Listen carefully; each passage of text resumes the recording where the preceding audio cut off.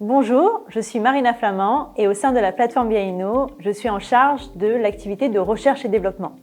Donc pourquoi une activité de R&D dédiée au métier de l'intelligence technologique?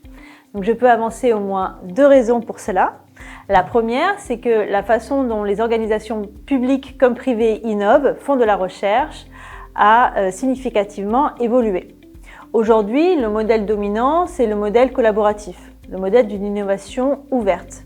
Et donc ça place les décideurs face à des nouvelles problématiques, à des nouveaux défis, comme par exemple comment identifier les meilleurs partenaires pour un projet de R&D, comment valoriser mon propre portefeuille de brevets.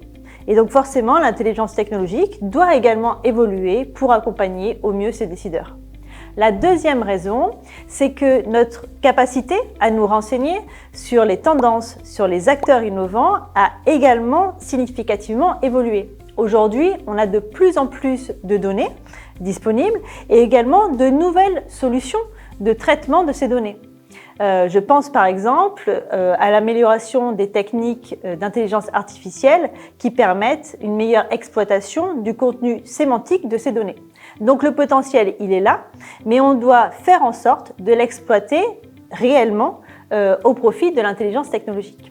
Donc c'est pour ça qu'on a une activité de R&D. Actuellement, une problématique qui nous anime particulièrement à la plateforme, c'est une question qui peut paraître simple, mais en même temps qui est très compliquée et qui est surtout centrale pour la pratique de l'intelligence technologique, c'est comment étudier l'innovation technologique. Historiquement, on a une donnée qui est immédiatement liée à l'étude de l'innovation, qui est le brevet. Le brevet nous renseigne sur la production de nouvelles solutions à des problèmes techniques. Mais l'innovation, ce n'est pas que ça. C'est la diffusion de ces solutions, leur expérimentation sur des marchés qui peuvent être à créer. C'est une réglementation qui doit évoluer. C'est également des enjeux concernant l'acceptabilité de la société vis-à-vis de ces nouvelles technologies qu'on lui propose. Donc on voit bien que l'innovation, c'est un objet d'étude multidimensionnel. Il y a toute une communauté de recherche en économie qui s'est emparée de cette question, qui a développé en fait des cadres d'analyse. Et notre objectif au niveau de la plateforme est d'opérationnaliser ces cadres d'analyse pour en faire des méthodes très concrètes d'étude de l'innovation que les praticiens de l'intelligence technologique peuvent mettre en place.